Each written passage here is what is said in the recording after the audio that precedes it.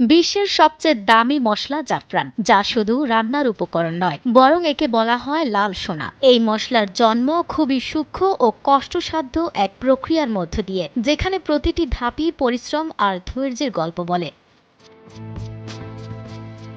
বিশ্বের সবচেয়ে দামি মশলা জাফরানের ইতিহাস খুবই চমকপ্রদ।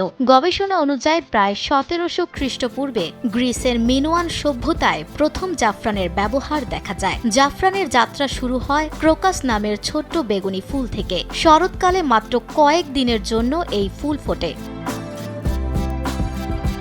সেই সময় ভোরবেলায় কৃষকেরা খুব সতর্কভাবে হাতে করে ফুল সংগ্রহ করেন, কারণ সূর্য ওঠার পরই আবার ফুল নষ্ট হতে শুরু করে।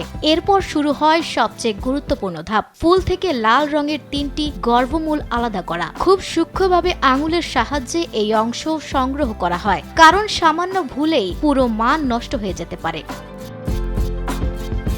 এরপর শুকনো জাফরান সংরক্ষণ ও বাজারজাত করা হয়। সবচেয়ে অবাক করার বিষয়টি হচ্ছে প্রায় 1.5 লাখ ক্রোকাস ফুল থেকে মাত্র 1 কেজি জাফরান পাওয়া যায়। ঠিক এই কারণেই এটি বিশ্বের সবচেয়ে দামি মশলার একটি। বিশ্বের প্রায় 90% জাফরান উৎপাদিত হয় ইরানে। এছাড়া ভারতের কাশ্মীর ও আফগানিস্তানের কিছু অঞ্চলেও এর চাষ হয়। সীমিত উৎপাদন, কঠিন সংগ্রহ প্রক্রিয়া এবং উচ্চ চাহিদার কারণে জাফরান বিশ্ববাজারে এখনও লাল সোনা হিসেবে পরিচিত।